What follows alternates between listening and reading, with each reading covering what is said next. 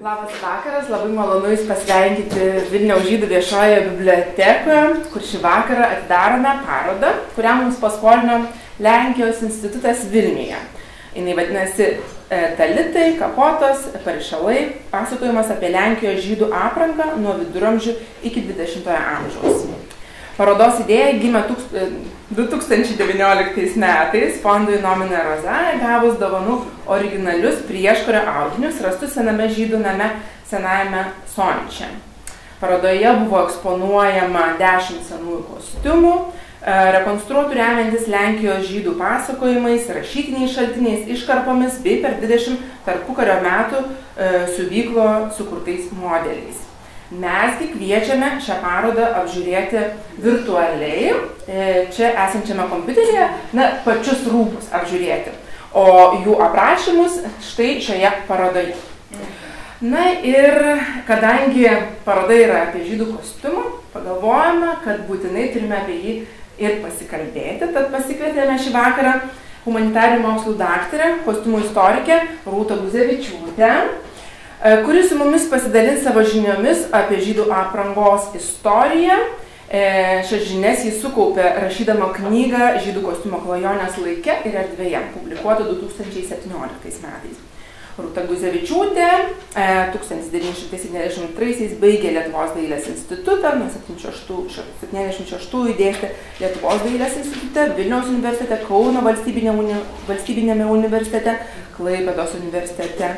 Vėliau stažavosi Paryžiaus taikomojo meno institute, dirbo Lietuvos istorijos institute, sukūrė kostiumų Lietuvos televizijos spektakliams, senosios muzikos, šokio ansambliui Bančeto muzikalė Vilniuje ir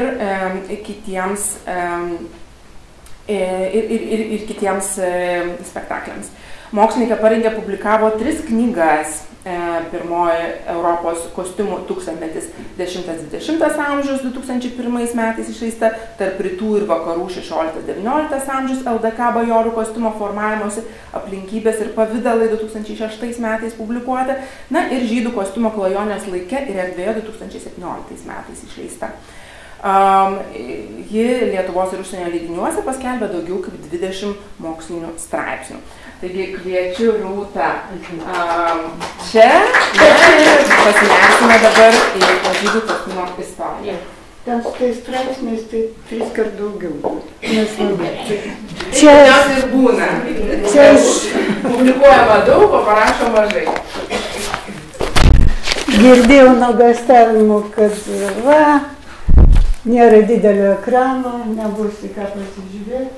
Tai aš perleisiu per rankas čia nuo pat pradžių. Matot, daug yra šitų lapų. Čia tai, kas įėjo į knygos iliustravimą. Aš nežinau, ar susipažinusi publika su šita knyga, kuri iš vienos pusės lietuviška, iš kitos pusės rusiška. Čia žymiai mažiau tekstų. Vertė mano vaikystės draugas, kuris ką išsirinko, tai ir išsivertė, ką jis laikė. Tikrai svarbu. Jis vienaip žiūri, aš kitaip žiūriu, vis tiek kaip dailininkas pagal pirmą savo svarbiausią profesiją. Kodėl ėmiausi šitos temos? Nei ivryto, nei jidiš nežinau, religijos neišpažįstu, papročių nežinau. Kaip aš atsitrenkiau šitą temą? Tyrinėjau Lietuvos bajorų kostiumą ir tokiame leidinyje акты, издаваемые Виленской археографической комиссией для разбора древних актов Вильня 865-915 год, первый 39 том. Tai iš šitų aktų aš išrinkau autentiką, kas liečia Lietuvos bajorų kostiumus. Ir žiūriu, jie prašo paprastai, ten bylos sudėtos. Ir jie prašo, kadangi kreipiamas į teismą, aprašoma situacija apiplėšimo, sumušimo, dar kažko, o kai apiplėšiama, tai plėšiami rūbai. Ir rūbai išvardinami tuose tekstuose, bet tu dar suprask, kas yra tas rūbas. Nes tie pavadinimai senai pamiršti. Paties rūbo pavadinimai, spalvos pavadinimai. Ir tu turi įsivaizduoti arba atrasti tą tikrą daiktą. Bet dar man įdomiau pasidarė, kad ten aprašytos situacijos susidūrimo su žydais, kurie dėvi lygiai tokius pačius kostiumus, kaip Lietuvos didžiosios kunigaikštystės bajorai. Pradedu tada ieškoti 16 amžiuje 3 statutai LDK ir tik viename iš jų parašyta, kad žydams LDK teritorijoje draudžiama nešioti kardą, vienas ribojimas, ir dėvėti geltonus nuomatus privalu. Man pasirodė iš pradžių, kad tai labai negražu. Paskui aš pasižiūrėjau Facebook'e, Kranachas vaizduoja ne tik baltus muturus, reiškia moterų portretas, o yra gelsvų ir jie labai labai mėly, visai gali būti. Bet niekur nesutikau, kadangi tai yra draudimas, o jeigu tas draudimas jo nesilaikoma, reiškia kažkas baudžia už tai. Bet tokių baudų neradau. Tai klausimas, ar buvo to laikomasi ar ne. Kad ginklo nenešiojo, tai faktas. O ar buvo tie gelsvi muturai, tai klausimas. Ir tada pradėjau vynioti siūlą ir vis tiek reikėjo pradėti nuo pradžių, kągi dėvėjo žydai.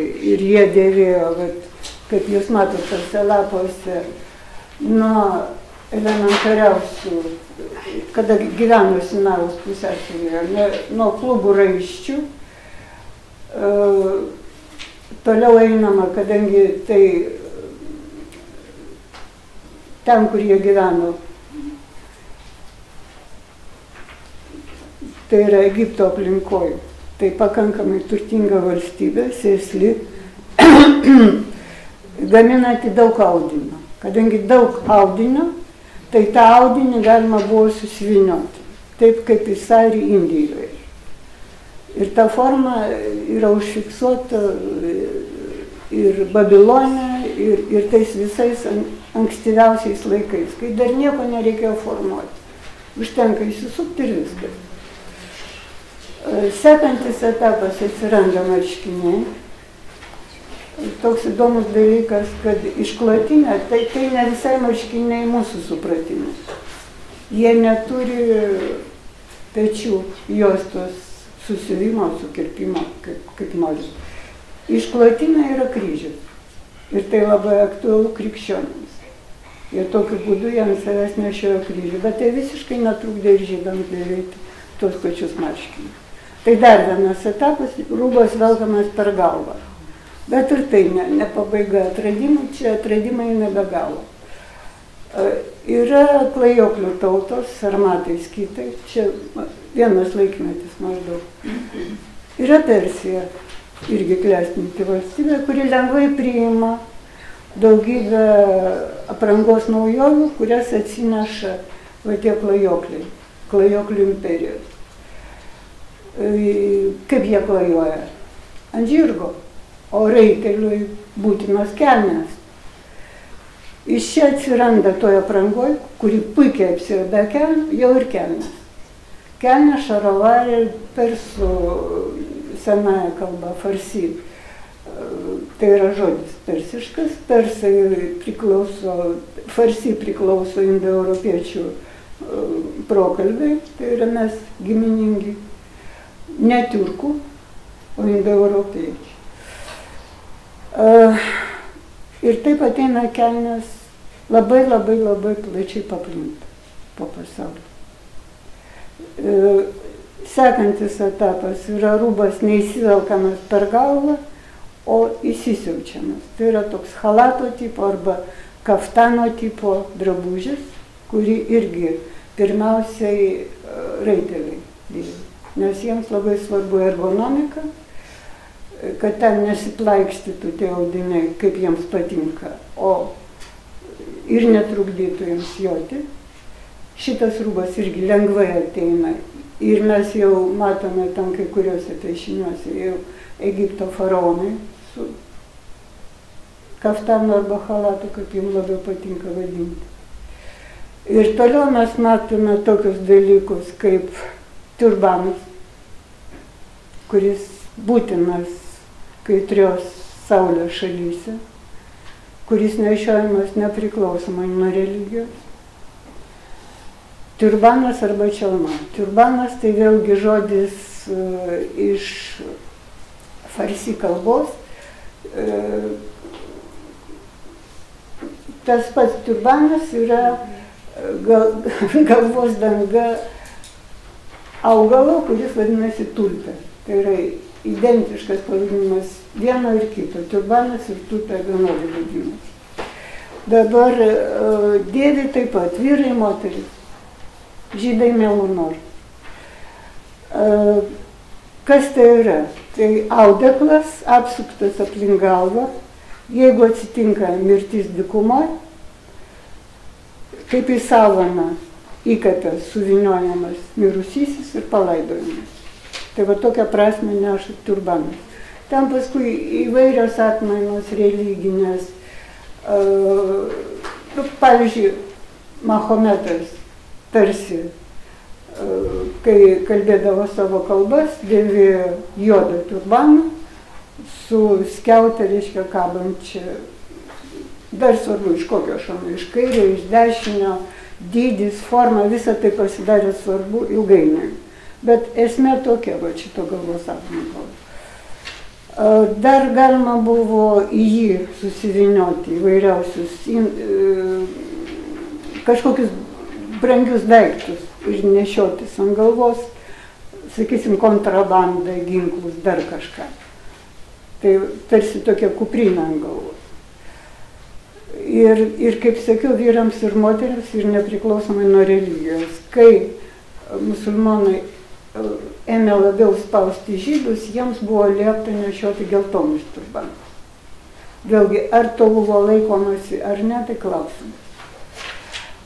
Kas dar rytuose tokio specifinio atsiranda? Tai yra kurpės riestom nosim, smėlis, ideali forma, riestanosios kurpės ir kad jos nepritrintų kojų, persai išranda kojines. Kažkodėl būtent akcentuojama, kad tai persų išradimas. Bet kaip pietuose išrandamos tos riestanosios kurpės, taip samiai, Skandinavijos gyventojai turi riestanosią avalynę, kad vaikščioti per sniegą. Tai va tokia va išmintis, kurie eina iš glūdumos. Maždaug apie 70-uosius mūsų eros metus prasideda judėjimas iš Sinajaus pusiasalio. Žydai pasklinda po Eurazijos kontinentą ir per to šimtmečius kai kurie tyrinėtojai sako, kad per 2000 metų migracijos praktiškai dėvi viso pasaulio, visų laikų apdarus. Kodėl jie taip prisitaiko? Tam, kad išgyventi. Ir tik tai valdžia, bet dažniau vis tik tai religinė valdžia, verčia išsiskirti jos iš kitų tarpo. Tai yra va ta geltona spalva, visai išdavystės. Ir kas čia įdomu, jūs jau peržiūrėjote šitą pradžią, ne?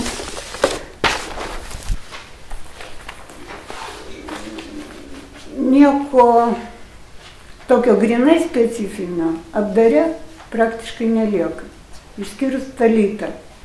Talitas skaitosi va ta juosta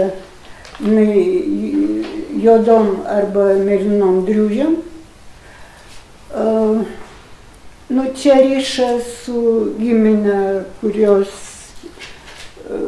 specifinė spalva buvo mėlyna, bet dar rytai ir juodą, ir mėlyną spalvą laikė šešėlio spalva.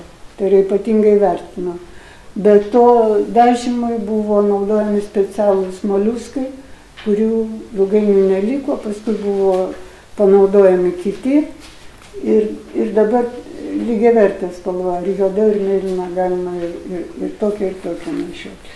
Tai va talitas ant pečių atliekant religinės apeigas, arba mažasis talitas, tas pats šalis prakirpus galvą, kuris užsidedamas po drabužiais. Su cititais, tai yra kuteliais, kurie irgi reikšmingi, ten gali būti daugiau, mažiau, aprašymą galima surasti.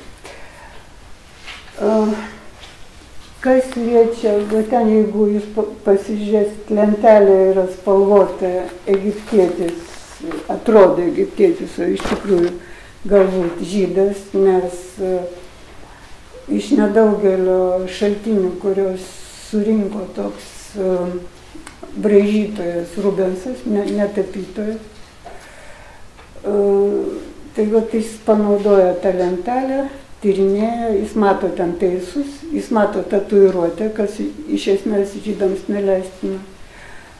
Ir iš tų laikų mes galvojame, kad išlikęs tas talitas, ta juosta su driužėm, nes labai charakteringas audinys Egipto laikams. Tai yra iš kieto lino, dabar jau ne linas, o vilna ir šilkas naudojami. Tokio neminkšto perpinimo turėtų būti tas audinys, kaip ir visi kiti buvę, ir tai geometrinis ornamentas, kaip taisyklė. Kas dar lieka?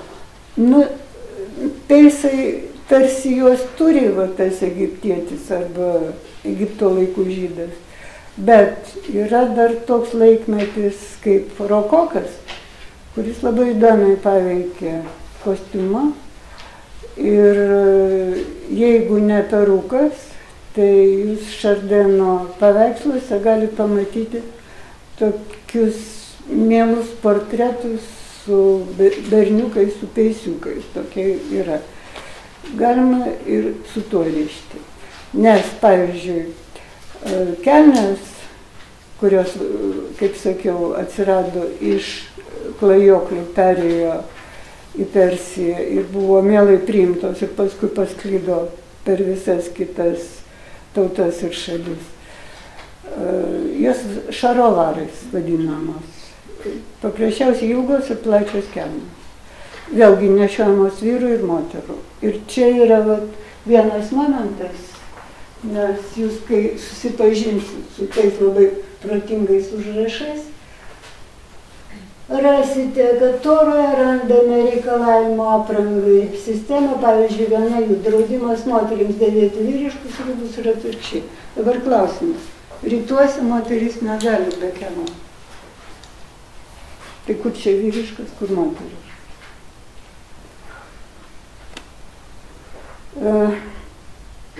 Ir tie patys šarovarai vėlgi dėjami ir vyrų ir moterų, ir turbanas ir vyrų ir moterų, ir draudimai. Kadangi žydai buvo unikalūs miestų apgyvendintojai, o vakarų Europą tik stojosi ant kojų, jie buvo labai svarbus tų augančių visų vakarų mokytojais, sakyčiau. Nes tai yra ir matematika, tai yra medicina, tai yra muzika, tai yra daugybė svarbių dalykų, kurių reikėjo išmokti. Kai viso to būdavo išmokstama, jie buvo stumiami toliau. Tai banko dalykai, aišku, pinigai būtinai. Labai nesunku buvo kažkuo apkaltinti žydus, kad tuos pinigus pasisavinti. Dėl to, manoma, žydas dažnai labai daug papuošalų ant savęs nešiojo, nes lengviausia yra tos pinigus akumuliuoti į brangenybės užsidėti ant savęs. Aišku, nuo tavęs gali nuplėšti tos brangenybės, bet ir iš viso gali sunaikinti. Taip, kad tai būdas išsaugoti arba nieko neišsaugoti. Tas kelias į Lietuvą, mes žinome oficialiai, kad žydai keliavo per Vokietiją, Lenkiją ir atsidūrė čia. Bet yra kitas kelias. Per taip vadinamą Chazariją. Kaip jie atsirado ten Chazarijoje, tai vat iš Sinajaus pusiasalio išėję, išstumti iš Persijos prie Kaspijos jūros, tarp Kaspijos ir Juodosios jūros buvo sukurta valstybė Tirkų kaganato pagrindų, kuri priėmė judaizmo tikėjimą. Ir kai jinai buvo sunaikinta, nelabai aišku kieno, galbūt polaviečių. Gal. Pradėjo trauktis tie žmonės per Ukrainą, galbūt tokiu būdu atėjo ir iki Lietuvos. Svarbu, kad jie atsinešė savo kostiumą, o tas kostiumas, kaip jūs įsivaizduojate situaciją, ant Kaukazas, kaukazietiškas. Todėl mūsų tie istoriniai kostiumai turi labai daug bendro su kaukazietišku kostiumu, dar ir dėl tos legendos, kad protėviai eina iš ten, iš šiaurinio Kaukazo. Va čia kažkur kažkas susieta, ką nelabai pageidautina aiškintis. Todėl, kad norisi būti vakariečiais ir staiga atsiranda tokios šaknys rytuose. Tas rytietiškas kostiumas, jis susišaukė sovietiniu. Reiškia, ten, kur jie ateina, jie pilnai pritampa. Vėlgi pirkliauja, vėlgi daro pinigus, padaro daug pinigų, Aleksandras juos išmeta, paskui vėl susigrąžina. Atėmės pinigus. Kuriasi cechai. Tie gebėjimai nepaprastai reikalingi čia. Ko gero vos ne paskutinė Europos valstybė, jeigu taip apversti žemėlapį ir žiūrėti judėjimą iš pietų į šiaurę.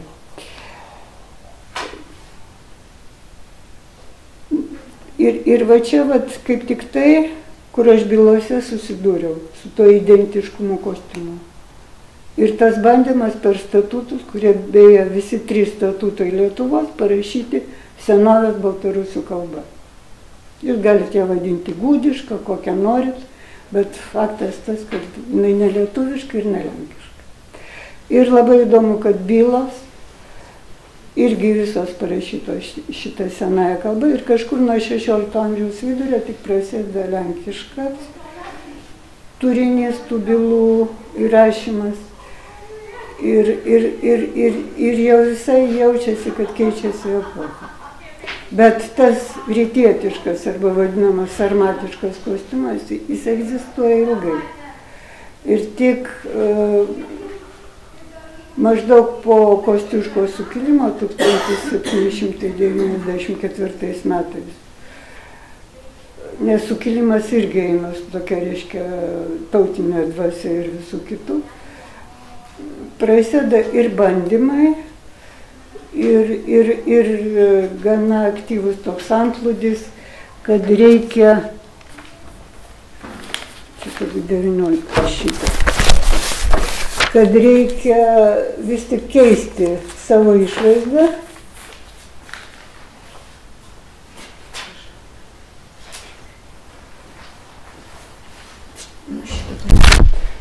Reikia remtis europietiškai, tokias nuostatas. Freidorė, tai viena, o antra, po Kostiuško sukilimo Lietuva paimta Rusijai, ne Rusijos imperijos dalis, ir jo reikalaujama, kad jūs nusimeskite savo sarmatišką, rytietišką kostiumą, o renkitės europietišką. Ir kaip nekeista, reiškia, bajorai gana greitai persirengė ir netgi tokia diskusija vyksta visuomenė, Kontušas ar frakas, ir kad Kontušas lyg toks garbės ženklas, senovės, didybė ir taip toliau, frakas, bet vis tik frakas laimė. Ir per visą 19 amžių, kiek tam tų carų nebūtų, visą laiką reikalaujama iš žydų, kad žydai persirengtų europietiškai. Priešinamasi prieš tai. Pirmiausiai persirengė, kaip nekeista, gydytojai. Nu, galbūt nekeista, nes jie eina gydyti ir ne žydus. Tokie artimi kontaktai. Ir dar tokia smulkmena galbūt, bet ir sarmatiškuose apdaruose, reiškia tose kaftanuose, žiponuose, kontušuose, susisiautimas yra moteriškas, reiškia šita pusė užsėda ant tos. Kodėl? Tai kad šita geroji, ta blogoji. Tarsi geroji dengia blogąją ir taip vat reikia. Europietiškas susikeitimas, vyriškas yra buvęs. Kai žydai pradeda persirenginėti vis dėlto į 19 amžiaus pabaigą jau visai europietiškais drabužiais, jie palieka savo tą senąjį susikeitimą ilgą laiką, rodydami, kad vis tiek jie savo pasiekia.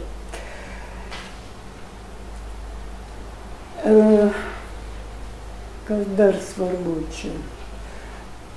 Kad paprastai žydai niekad nesiekdavo išsiskirti, kaip aš sakiau, nes tai išgyvenimo klausimas, kaip tik susilieti. Išskirdavo jos dirbtinai. Čia gaunasi atvirkščiai. Dauguma piliečių Rusijos imperijos jau persirengė europietiškais, o šita visuomenės dalis tarsi kaip vėlgi savo vėliavą neša tą savo senovišką rūbą.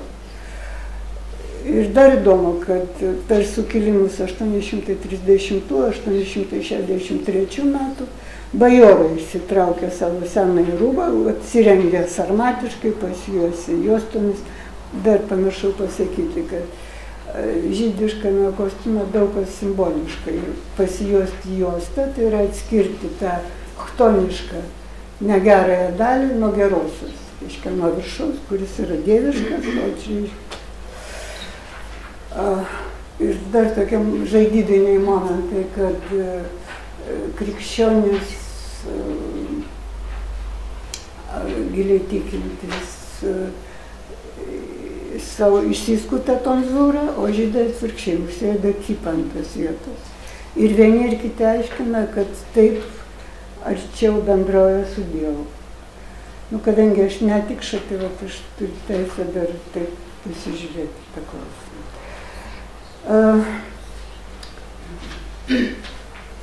Tiesa, va čia, kas liečia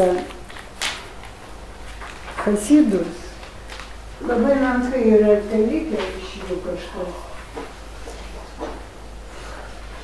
Hazarus, atsiprašau. Kas liečia hazarus, maždaug tada, kai jie pasitraukė iš savo buvusios tėvynės ir nukariautos tėvynės, taip galima sakyti.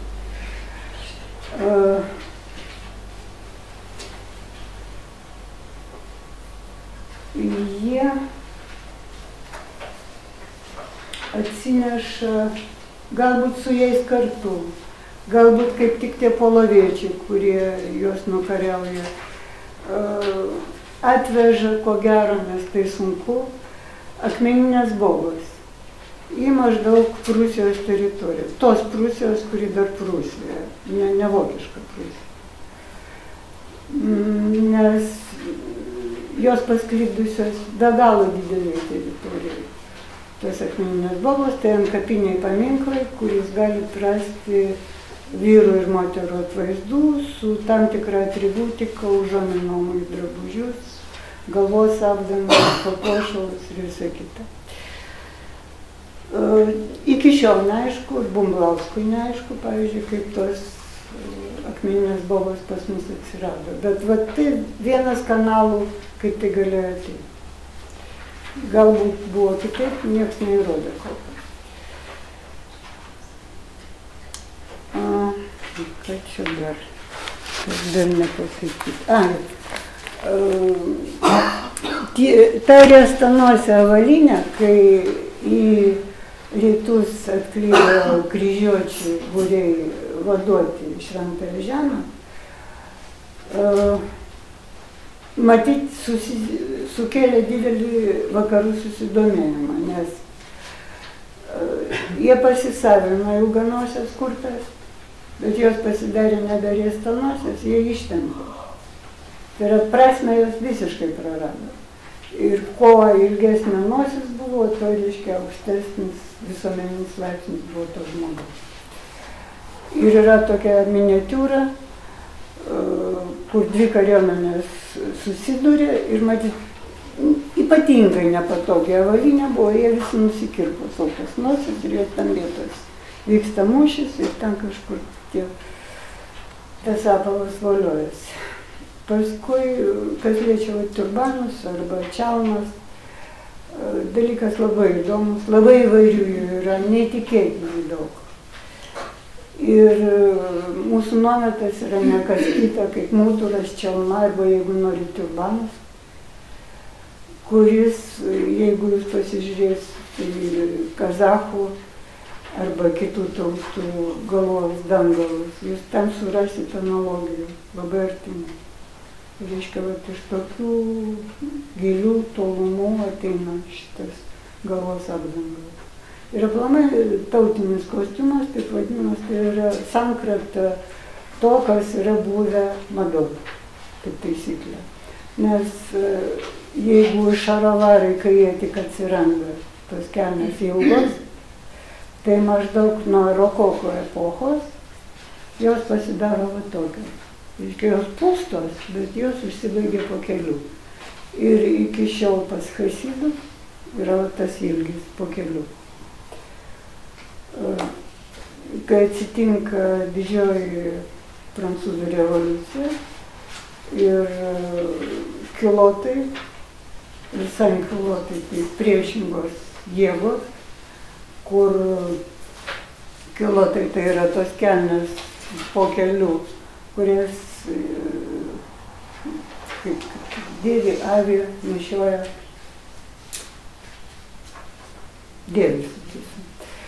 dėvi aristokratija, o tie, kas nenešioja kilotai, tai yra sankilotai, jie nešioja ilgas kelnes. Ir tai irgi revoliucija. Tokia aprangos kaita, jeigu per šimtmečius ėmus, tai net taip jau greitai nevyko, bet vyko. Kol mes priėjome iki šiuolaikinio kostiumo, kurį, sakysim, vyriško, kurį sudaro ilgos kelnės, švarkas, kuris yra tas pats kaftanas, su įvairiausiom sukirpimo atmainom per istoriją. Marškiniai vėlgi iš seniausių laikų. Ir jie jau pasikeitė, jos įsivelka irgi kaip halatą, o ne per galvą. Tik šiuolaikinė... dar vienas momentas. Kadangi mes turime tarp chasidų ir tarp ortodoksinių žydų nemažą išeivių iš Lietuvos, litvakų grupę ar, kaip jie pavadinti, bendruomenę. Tai galbūt net jiems visai nežinant, kai kurios formos yra atėję į tą tokį labai keistą šiuolaikiniam žvilgsniui, kostiumą, galvos dangą, apavą, Bet man įdomiausia yra toks rūbas, kuris vadinasi Bekeša. Tai yra, žiūrint į giliau istoriją, tai Bekešas, Kasparas Bekešas, kuris vienu laiku buvo Stepono Batoro priešininkas ir konkurentas. Ilgainiui vis tik Steponui Batorui laimingai radus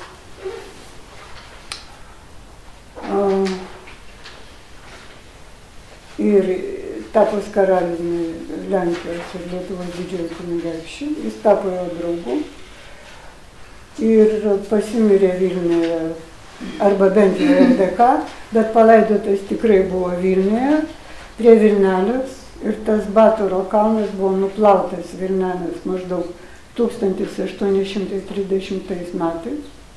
Ir ten buvo išplauta kaukolė, kažkokia atributika, kurią archeografinė draugija ilgai studijavo. Bet ne tame esmė. Esmė tame, kad drabužis išlaikė tą pavadinimą, kuris atėjo iš Vilniaus, apie kurį galbūt jie net nežino jo istorijos. Bet tai susijęs su mūsų Bekešu, kuris yra iš Vilniaus. Čia dar yra pluoštas. Čia jau 19 amžius. Beje, va čia minima įrodoma prijuostė, va ten. Jūs čia pamatysite prijuostę. Jinai būdavo labai gražiai ir brangiai siuvinėjama. Ir ilgą laiką dėvima virš drabužio, apsaugai nuo piktosios dvasios. Ir dėl to ir rankos ten pakiša.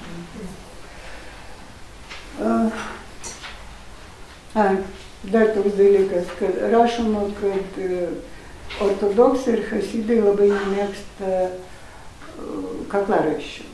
Kodėl? Todėl, kad būktai tai kryžiaus ženklas. Iš kitos pusės, kad jisai tarsi virvę persmaukė ryšį tarp galvos ir kūno. Ir necirkuliuoja tos labai svarbios jėgos.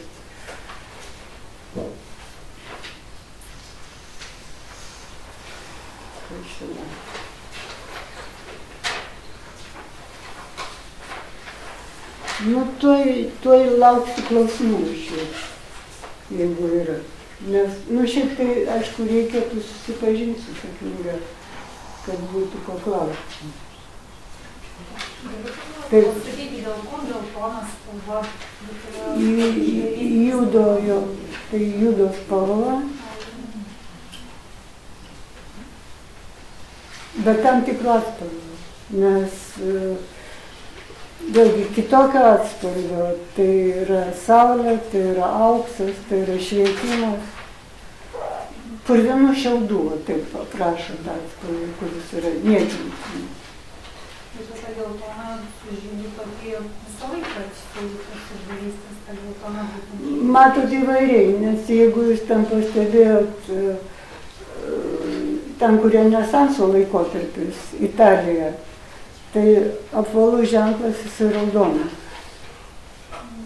Taip, kad keitėsi ir formos, ir spalvos. Bet kadangi, sakau, identiškas kostiumas, tai kažkam reikėjo, kad šitą kategoriją žmonių būtų išskirtas. Ir beje, pats pavadinimas getas atsiranda Venecijoje,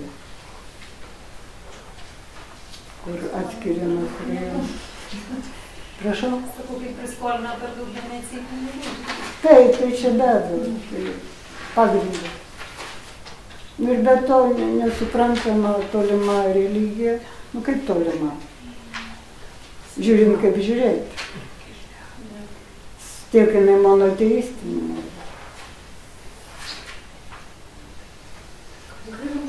Taip, taip.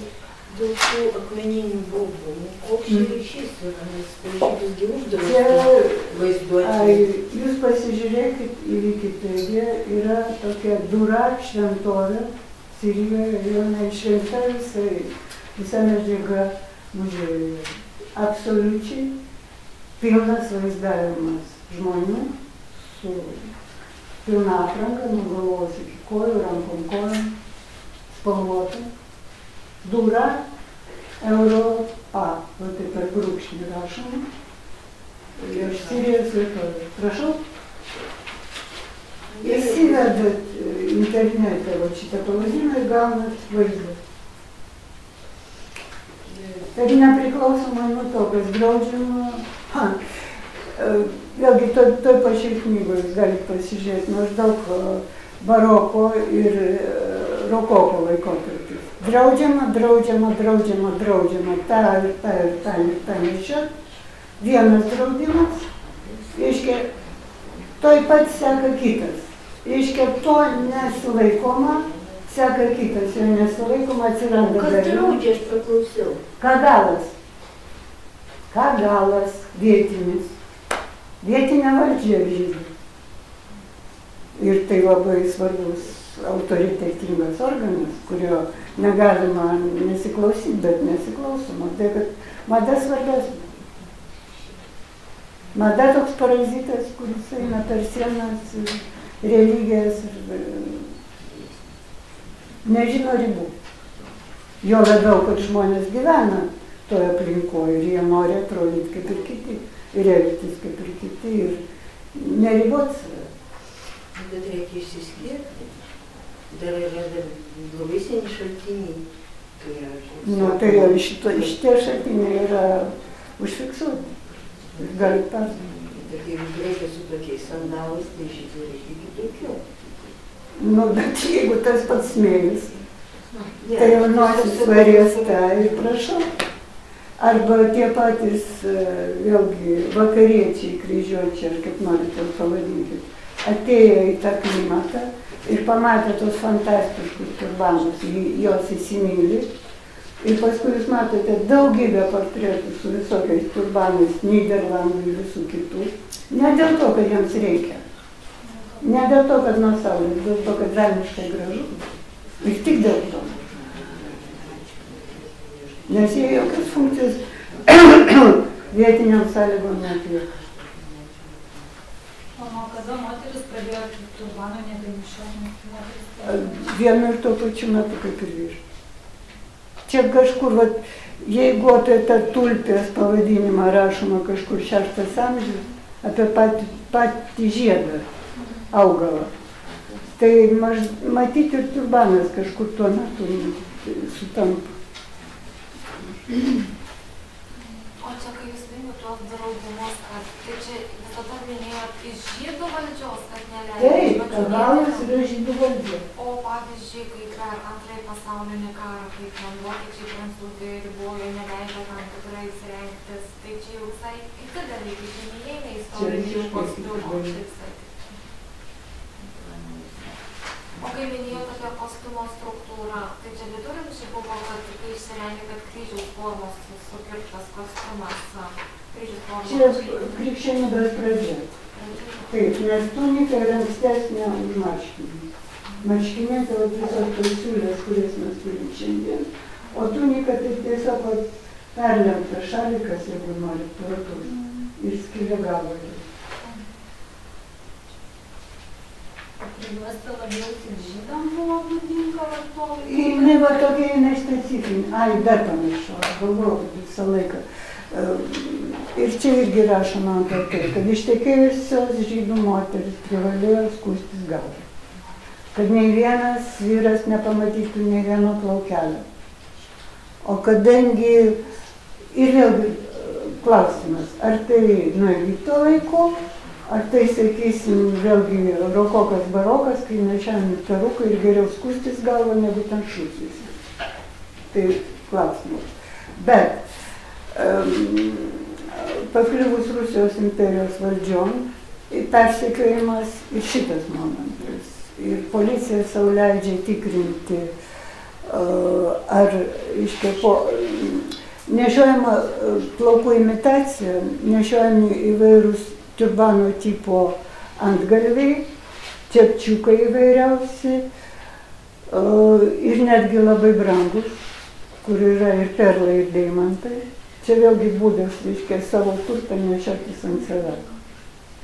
Ir yra, reiškia, policijos užrašai, kad vat, privaloma patikrinti moterį, ar jinai ten skutasi, ar ne.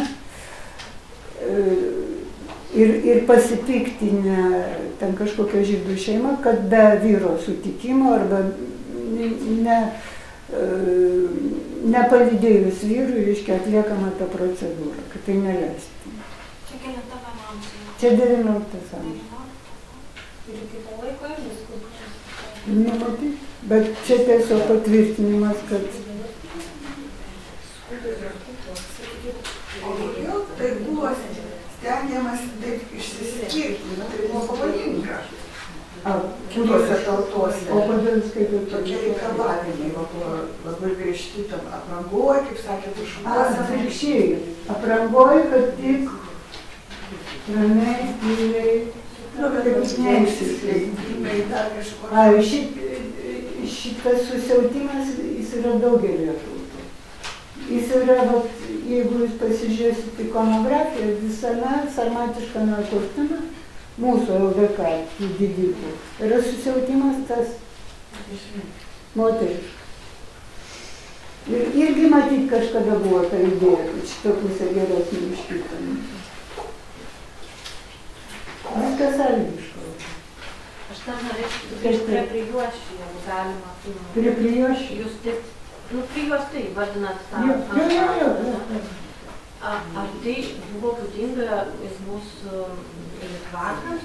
Buvo būdinga. Ten yra paveiksliukas toks, vaizduoja. O koks buvo medžiagiškumas, pavyzdžiui, ornamentika? Labai prabangiai padaryti dalykai. Ir turbūt su auksiniais siūlais. Čia biški rašo, tai pasakysiu. O kai tai jau tampa, tarsi ateina europietiška mada ir reikia pagėdyti, tai po apačią.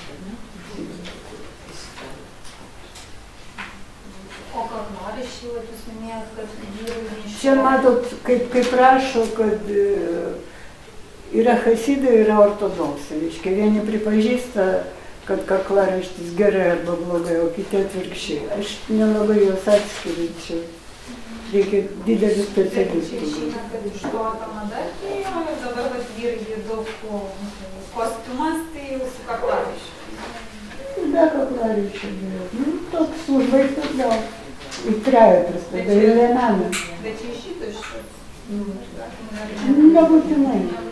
Čia dabartinės mados sklaida ir kas įtakoja labai sunku nustatyti.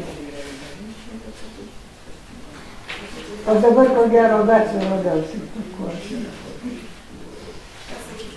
Tie peistai, tai jie yra reiškia kažką, ar čia... Aš neradau, kad tai reikštų tik išskirtinis kažkoks. Pasivapokšta. Ne, jie kodėl taip vinioja ir nezindoja. Jie susikaupimo. Pavyzdžiui, vėlgi tie ortodoksai iš Hasidai skirtingai žiūri barzdas. Tai tokie, kurie iš Lietuvos, jie pasikarpo barzdas. Kiti laiko, kad neleistina, kad kaip auga, taip tegul auga. Čia tokie niuansai, kuriuos reikia sekti, žinoti. Labiau liečia vyrų mane. Jūs čia užsiminėte apie talitą ir labai gerai pastebėjote, kad ta spalva tokia tamsiai mėlyna, tamsi tokia spalva, kuri iš tikrųjų buvo toks prabangos simbolis ir netaip lengva buvo. Ir vienas iš tokių paaiškinimų, kad pas kitas religijas yra šventikas, vienas žmogus, ar ne, kuriuo visi seka. O judaizme kiekvienas žydas, besimeldžiantis, praktikuojantis judaizmą, tampa tokiu kaip jis turi tiesioginį ryšį su Dievu ir tas talitas yra toksai rūbas, kuris tą patvirtina ir tos mėlynos prabangos juostas, tai yra ta simbolika, nes viena yra tai šventikas apsirengęs, irgi paprastai tokia tamsia mėlyna violetinė spalva, o čia yra tas talitas. Na ir jeigu žinote, kaip atrodo Izraelio vėliava, tai vėlgi tos juostos iš talito būtent ir perėjo į vėliavą, tas dvi mėlynos juostos. Tai čia tokia pereinanti tas. Kaip ir kipa ryšys aukščiau. Jo, kipa tai toksai, tai kad virš manęs yra kažkas ir kuri čia vietinė Jarmulka vadinama. Taip, taip. Ir net tas skrybėlės atsiradimas paskui, tai irgi tokio modernizmo. Bet tai yra vienas dalykas, kad tai yra viduramžiais nešiota ir krikščionių dvasininkų. Ir paskui jinai atsiranda romantizmo laikotarpyje, nes yra tokia Giotė toks pusiau gulom pavaizduotas. Ten kažkokia griuvėsi, čia pasi kažkoks apsiaustas, skrybėlė, čia brylė. Ir čia vėlgi yra toksai bandymas prie tos plačiosios visuomenės, tas populiarios mados perimti kažkaip, kad labai neišsiskirti. Bet vėlgi jie perima, jie su jom lieka ir jie išsiskiria, nes ta visuomenė nuplaukia. Taip. O tai kada maždaug buvo pereita nuo turbanų prie skrybėlės? Nes dabar mes kaip... Tai sudėtinga. Jūs turite omeny hasidai ir ortodoksai, kada perėjo? Šito aš tikrai nepasakysiu, nes man atrodo, kad jie tiesiog susinešė visas madas, kurios buvo parankesnės. Ir dabar net yra tos atskiros srovės, vieni nepripažįsta tų kailinių, tik tai jas... O kailinės greičiausiai iš mūsų kraštų, iš Kaukazo ir mūsų atsinešta. Nes tos formos labai panašios. Iš įvairių laikų, iš 16-17 amžiaus. Ir dar apie tą norėčiau papuošimą. Va ten yra labai graži tos moters nuotrauka. Ir va viršaus apdangalas, ir va čia va tas kalneriukas toks. Čia turite omeny? Taip. Nu, čia tikrai nieko ypatingo. Nu, va viršus, ta prasme, jos čia rodo kažkokį tai... Jos svarbesnis galvos apdangalas, ta bindė. Labai brangus galvos apdangalas, kuris pilnai slepia plaukus, nei vieno plaukelio neturi išlįsti. Ir sakau, jis brangiai išsiuvinėtas. Perlai, tikrai perlai, briliantai. Ne kiekviena. Ne kiekviena, o galėjo tai leisti. Tiesiog moturas kažkoks ant galvos paprastas. O sakykit, jūs apie plaukų kirpimą, va tas pats, kas ir lietuvių, ne, per vestuves nukirpimą.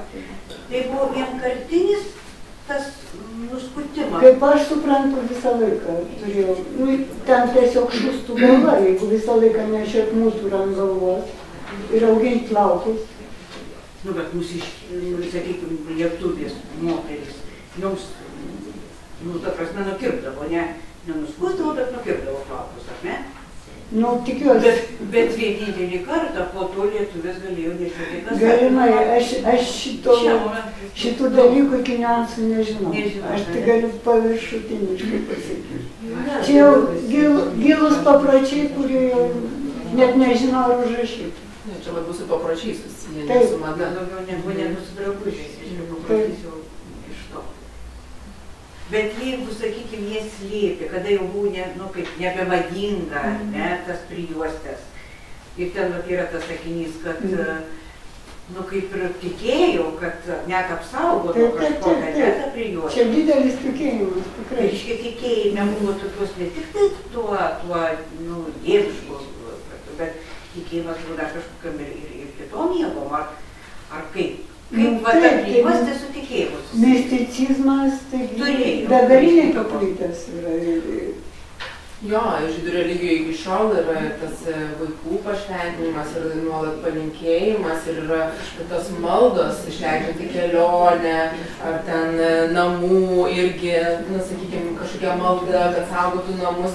Tai tas, matyt, tas toks ne visai misticizmas, bet tai susijęs su tuo tikėjimu, bet tu kiekvieną dieną praktikuoji ir darai ir to labai daug turbūt yra ir atsispindi ir to aplinkoje. Labai daug yra.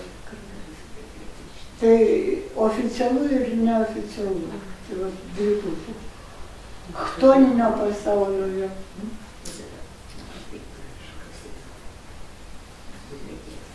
Daugiau neklaus. O va tie raštukai, ant rankos. Taip. Čia irgi iki galo neišaiškinta. Aš bandžiau išsiaiškinti, kodėl. Yra tokia teorija, kad reiškia, ginantis nuo priešų, reikia užtempti savus ir tokiu būdu atsiranda tie odiniai tvirti raiščiai, reiškia iš pradžių kaip funkcija, tempia. Įsikimba ten iš anos pusės ir juos tempia. Ir tokie liko. Ir liko kaip tikybinis dalykas.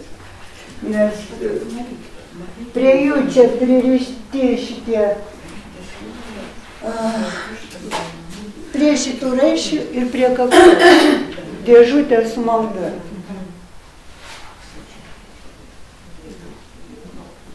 Tai filinai, dvi odinės dėžutės. Ta malda, kaip aš suprantu. Hasidai iki šiol puoja tą tokį maldą, vėlgi šitą simboliką kažkokią tai tokia.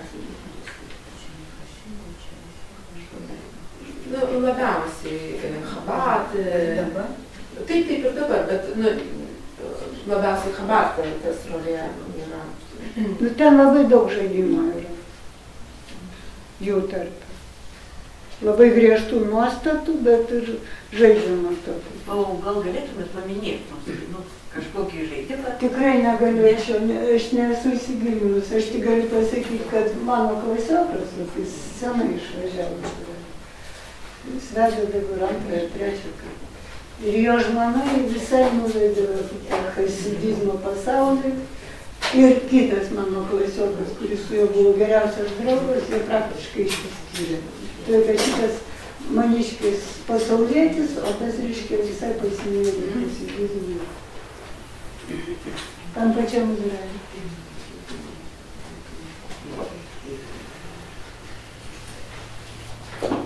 Tai jeigu nėra daugiau klausimų, tai labai ačiū gerbiamai Rūtai, kad pasidalino savo žiniomis apie savo tyrinėjimus, žydų kostiumo tyrinėjimus ir ačiū Jums labai už dalyvavimą ir kviečiame vykti į mūsų kitus renginius. Ačiū.